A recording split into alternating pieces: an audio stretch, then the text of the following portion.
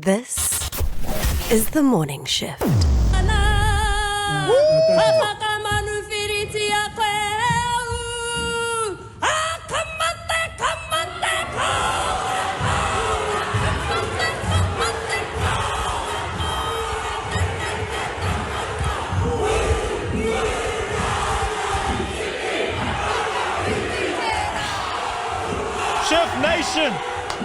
Shift Nation, we have in studio Hana Maipi, youngest member of parliament, currently in government. Absolute privilege. Huntley native, 838. The most seen face in the world the last 72 hours. Sis, it is an absolute privilege to have you in studio. How much paki boys? Oh.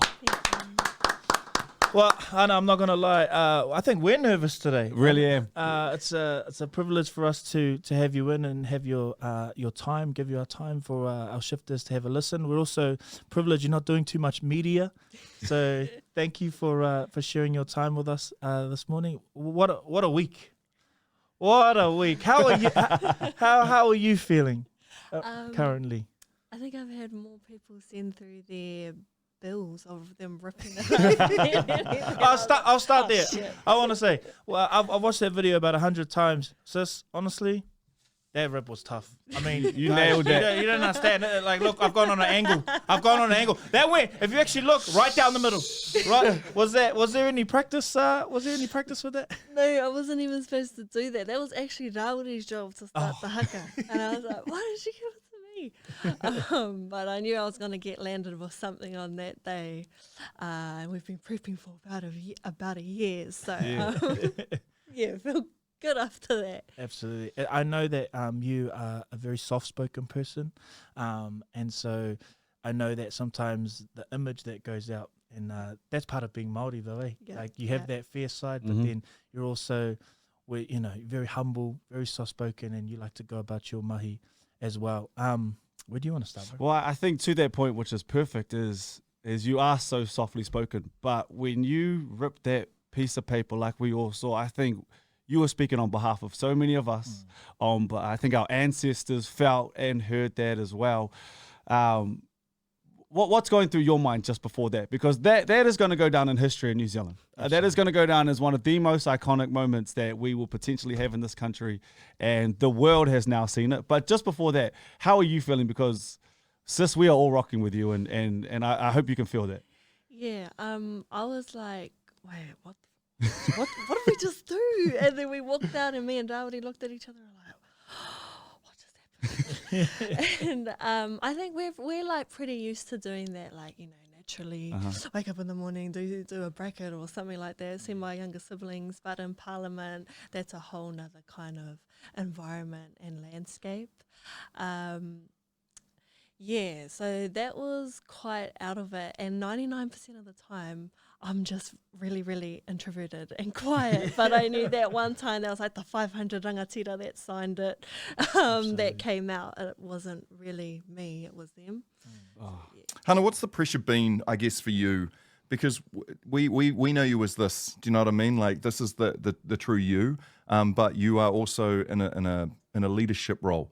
And you have stepped into that role like I have never seen. And I get emotional even thinking about it. Like, for you, the strength to be standing up against so many in a room that you feel so isolated in, that feels so foreign, to be able to do what you've did. And then, like, you just grew like 8 foot tall. You were there. The whole nation saw you. The world saw you. There's a pressure on you.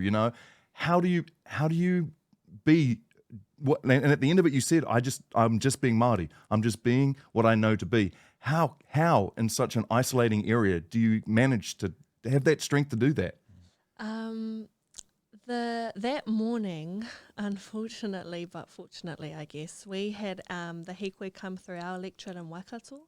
And I was like, if there's any day that I had to be in 2 places at once, it would be today. How the hell am I going to do this?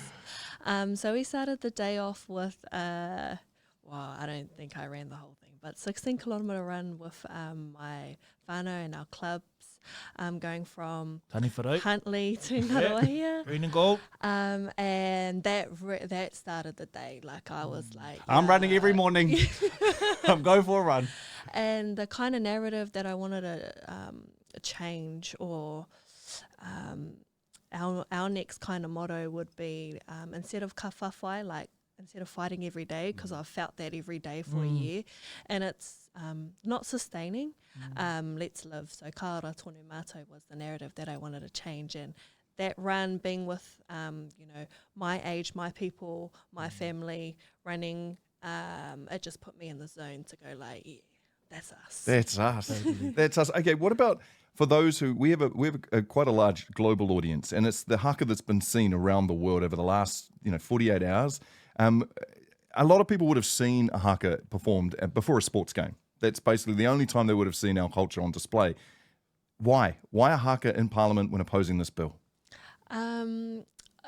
There's a bit of like context background to all of this, and it's been building up for a year. That's hence why we've had like 3 activations already, and why it's been so tense is basically this bill. And I was like, ugh, let's just rip it. It means nothing. Like, and they were like, oh no, let's not do that. And I was like, no, like honestly, like the treaty unites us, and our country is known for having a beautiful partnership. That most Indigenous countries don't have, and let's not give it the power. And we had tried many different point of orders. We had tried to play their game. We tried the speeches. We tried taking it out, select committees, you name it. All of these flash things I've learned this year. We tried to do it. And we were the last vote, and I said, nah, let's try and take out their vote, and let's try and stop it without it passing, but really let's try and make the world see what's going on here, and actually it's not even our fight, it's us as Indigenous peoples together. And that's the thing, right? Like that's what a lot of people, I don't even think in this country understand, that right now the amount of First Nations, people who are from the land, Indigenous, there's a real kind of a sense of awareness and a sense of uprising. So when you are standing in our little parliament in the bottom of the world and you're tearing up a bill, it's representative to so many more people globally who sit there and go, wow. So that, again, that's you. That's you out there doing that. Like, have you had a chance to just go, whew, like it's one thing people sending their bills to you to tear up just for, for a laugh, but for you to be able to take on board what's happened and how that's like inspired a global movement. How does that feel to you, little shy you? I hasn't actually really sunken in yet, and I think I'm kind of like just, nah, it's not even a big deal, and then turn my phone off until after Tuesday, just trying to get to Tuesday first and then go from there. But I don't know, as long as the kids in my community see like they can just be them in any place, because it's really easy being Māori in Huntly. It's like natural. But as soon as I was sent down to Wellington, it became really, really hard and really, really isolating. And there's only 6 of us in there in my party. So I was like, I can either sink or swim. So we got to just go hard. Absolutely. Just if I could take a step back for those listening who maybe are international audience, or for those that like a lot maybe don't watch the news, you've kind of seen what's been going on. But basically, and feel free to fill in the gaps where I get things wrong, but I guess not in layman's terms, but to summarise, there is a bill in our government in New Zealand at the moment being put through where basically, likened to the Constitution in America, a particular party, a particular leader is trying to rewrite that, and has an interesting basis on how he thinks that should go. For part of the problem, I think, well, not problem, but one of the things to think about is that party is in a coalition with a bigger government, and the main government, national, is saying they're not going to deal with it past first reading. Why is it still important for Māoris to still show up? Because some would say, if National's saying it's not going past first reading, Labour isn't going to support it, the other big party. Māori Party obviously isn't, Greens. So it seems like some could say this. It's a lot of hoopla considering. So why do we need to march? Why do we need to still stay staunch? Why do we need to haka, considering that? I think us being in opposition, and I've only been in here a year, Māori Party have been in there this is their 4th year. I think just to put out there, we actually aren't. We're not the decision makers. We're probably at the advocating table, but we're not at the decision making table. So we can't Good distinction change. to make. We're not making the laws. We're not deciding where all the money goes. So there's not a lot of paper change that we can make right now because we just don't have that power. But we can make a lot of society change. And for us, it's like one of the biggest tools that colonisation ever done to us as a people and Indigenous people was removed us from the collective. So like, we're going to take away your language, we're going to take away your land, we're going to take away your culture so you can't feel a part of something. I think the biggest thing that we're trying to do is like just be a part of it so that you can give this to your kids. That's the society change that we're trying to make. It's not even really about the government, to be really honest. It's about us. Like, pull up for yourself, not to tell them. Pull up for the next generation. Absolutely. And that's a big message that's been coming out recently from Te Pāti Māori as well, right? Is the idea to register on the Māori electorate. Like, that's a very, very simple move, so you can be counted.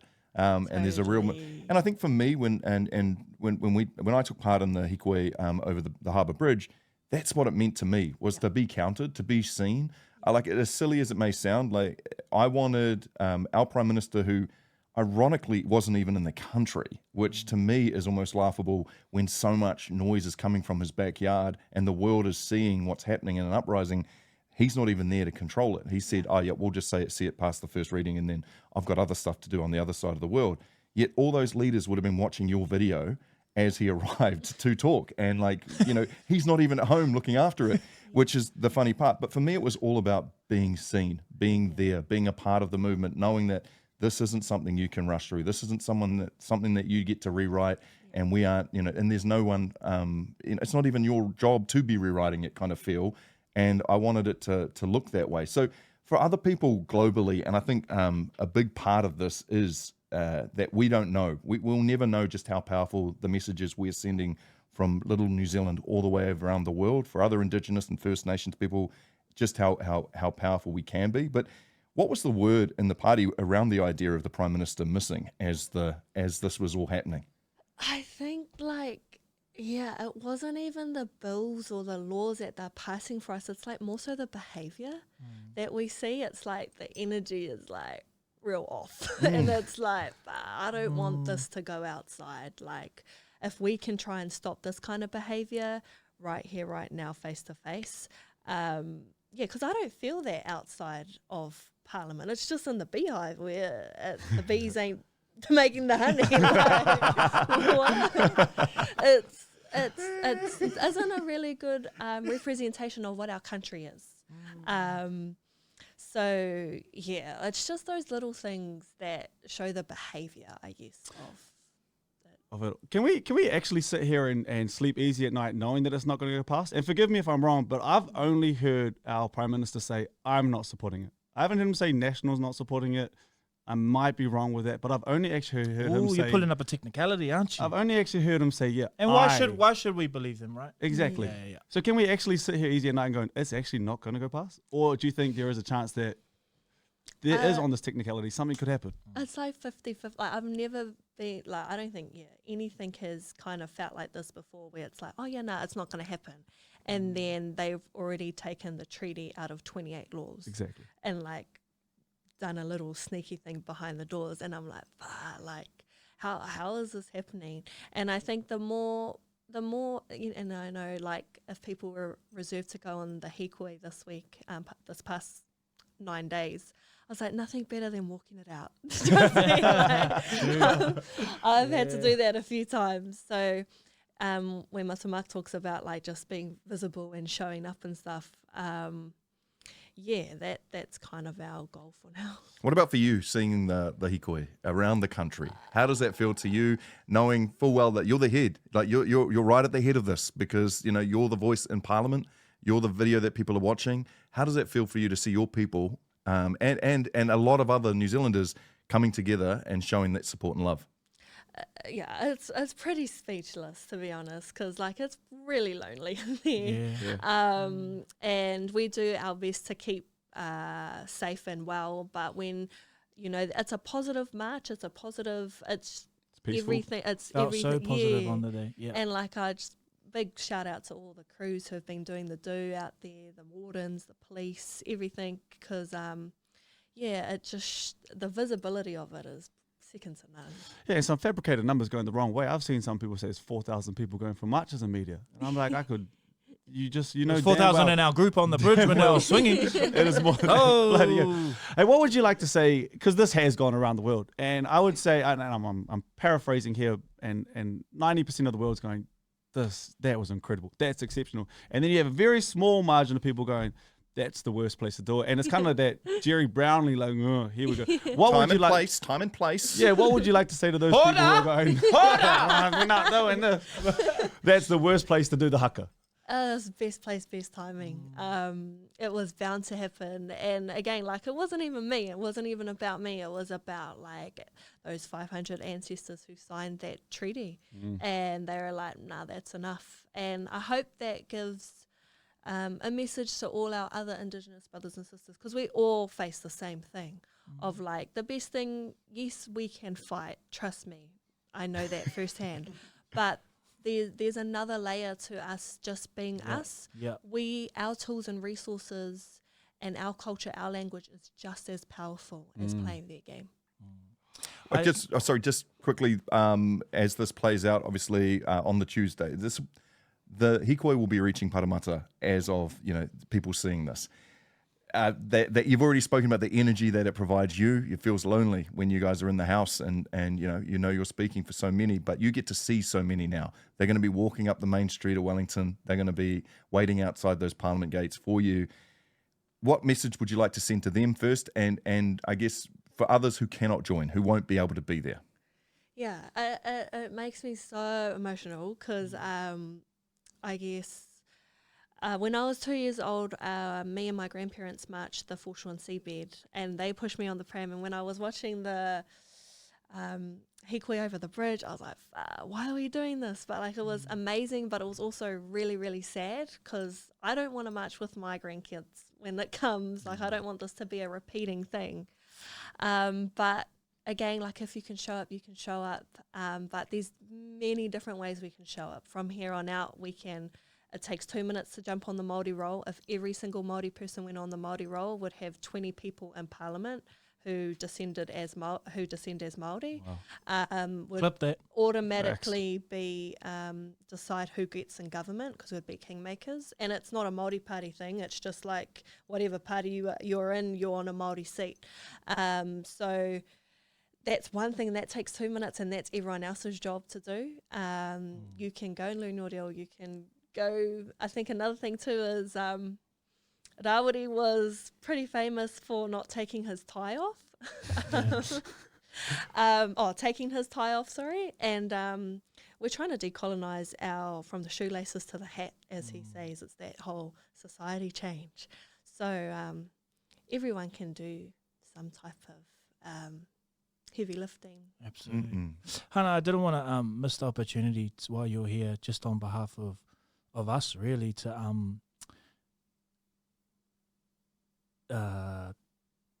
there's a reluctance for you to take all the praise on, and I think that's not to be confused with that you're shying away, but I think that's really important as a leader, to still know kind of where you're at as a human. And I've just even seen your growth on socials in the house. You're starting to become more comfortable. And I was talking to my partner who grew up through kura kaupapa, and we've had some awesome conversations in the last week, and she read a comment, and she said, the comment said, "It is one thing to be Māori, it is a completely other thing to walk through the world with a Māori worldview." And I think that's the fundamental difference of who you are, and moments create momentum. And for you to represent us in the house by being you, it makes us all a foot taller. And so I'm so proud of your reluctance to kind of step into the space, to accept the praise. I think that's very admirable. And for you to want to just be who you are for the people where you come from, for the rangatahi growing up from where you are. And so I just want to remind you, you don't have to be anything than what you are. You know, you don't have to. Politics is an absolute chess game. Yeah. It's and the house always wins. You know, Yeah. but I love your narrative and your rhetoric today around it's actually about us. Yeah. You know what I mean? And I think that is the gem to take away from this korero. And so I just wanted to take a moment on behalf of us, on behalf of shifters, just to tautoko use and just, man, We're rocking with because it. you're right, it would be lonely and it would be heavy. And those nights you go home and you wonder if you're doing a good enough job. You really are, you know. Exactly. And so, I mean, Erika Badu reposted you, so that's a win. No. But yeah, just thank you so much for your time, for lending us your time, sis. And you're the man now. You're the man now. You're the man now. Nah. But yeah, anything else, boys? No, I echo everything Jordan says. You mean a lot to my house. You mean a lot to a lot of people's houses, and frick, we are rocking with you the whole way. That's push.